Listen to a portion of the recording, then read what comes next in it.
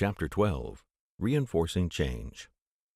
Reinforcement is the final element of the ADKAR model and is achieved when the necessary mechanisms are in place to sustain the change. With effective reinforcement, you avoid losing momentum from the initial deployment of the change, and you can prevent employees from reverting to old ways of doing work. By building reinforcement mechanisms, the probability that project objectives are met increases dramatically. An example of a failed change that resulted from a lack of reinforcement occurred with a bank that was attempting to deploy quality improvement tools and processes throughout their entire organization. The project was started by the Information Systems Vice President. He formed a cross-functional team from departments throughout the business. After an extensive selection process, his team chose a methodology and tool set. The team carefully crafted a project plan and followed that plan to the letter. Executive business leaders were engaged to sponsor the change. The training department created a training curriculum with the help of an outside vendor. The IT group put tools and resources online. The IT vice president effectively communicated the need for quality tools to employees and other senior business leaders. When the training program was initially deployed, the implementation team provided direct oversight for the program. They managed the communications and orchestrated each training event. They worked actively to sell the need for quality tools and processes across the organization. The implementation was going well. Classes were full. The program was working. Then a critical error was made.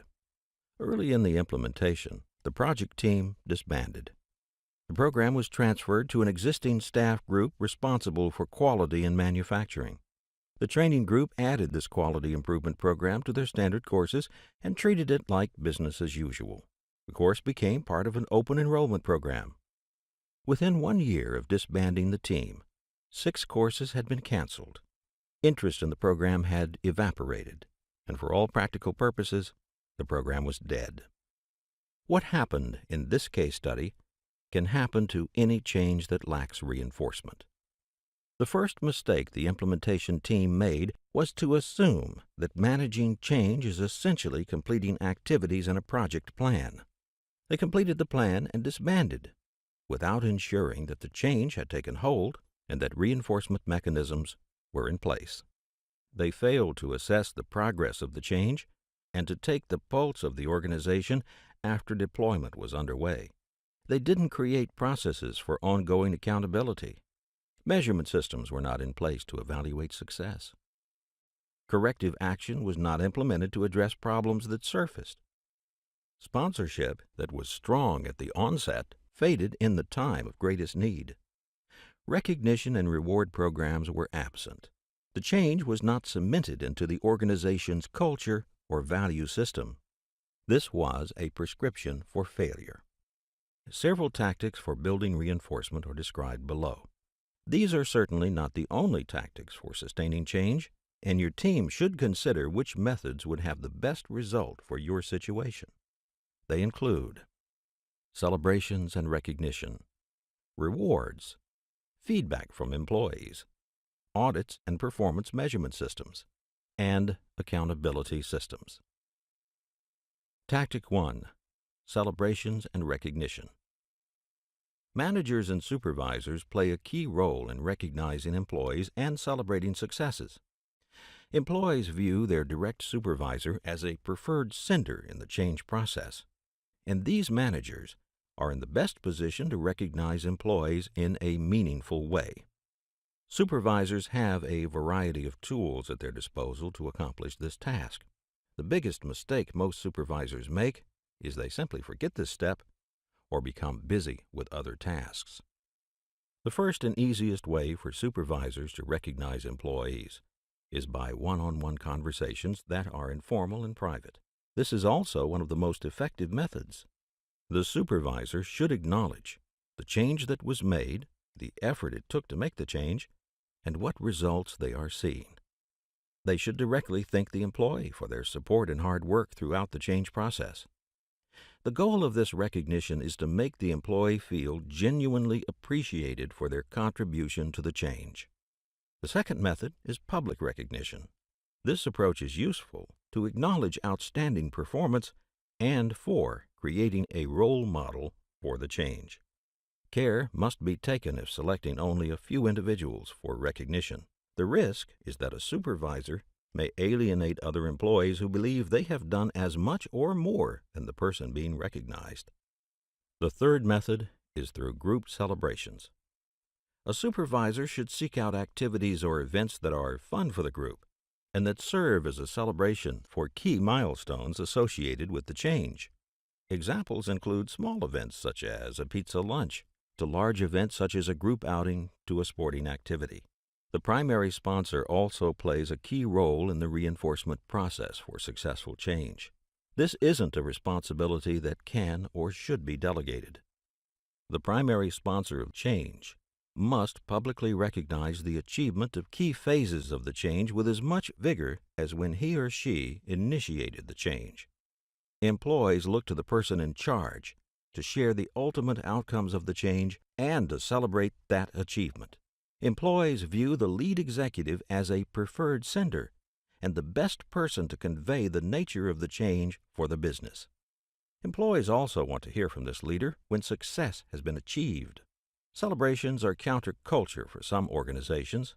The primary sponsor must find ways to publicly celebrate the change in a way that is meaningful to employees. The primary sponsor should also be looking for short-term successes, those quick wins that occur early in the change process. If these early successes are celebrated and recognized, then the momentum for change builds. If they're ignored, then energy around the change can fade.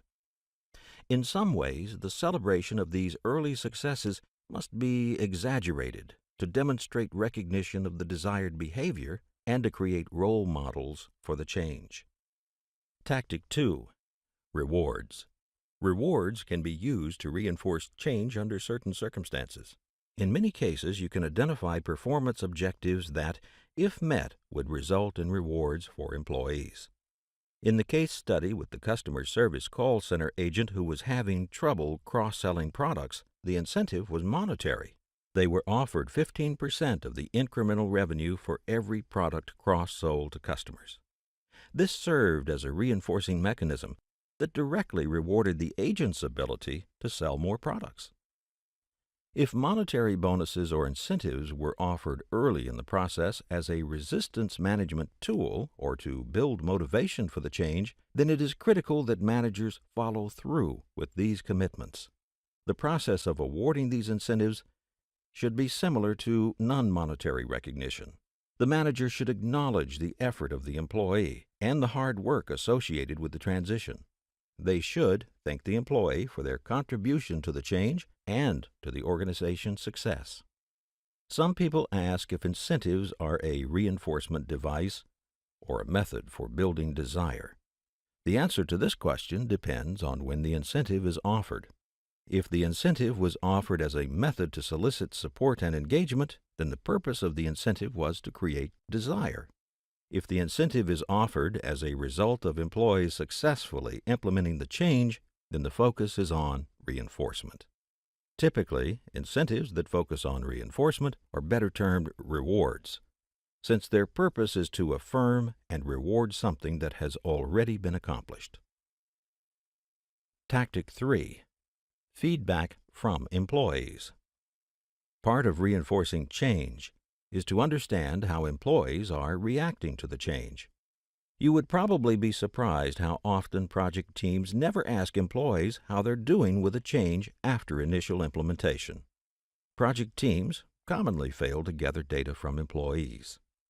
This process of gathering feedback through interviews, focus groups, or surveys can help the project team understand where the change is taking hold and where the change is struggling.